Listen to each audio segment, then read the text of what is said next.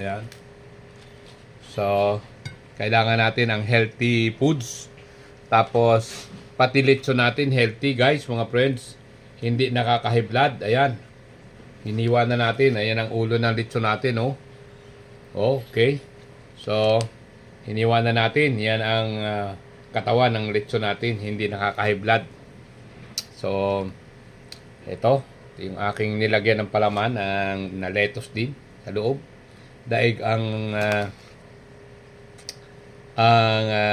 mga hamburger. Tapos meron tayong kape na herbal, mangosteen stevia.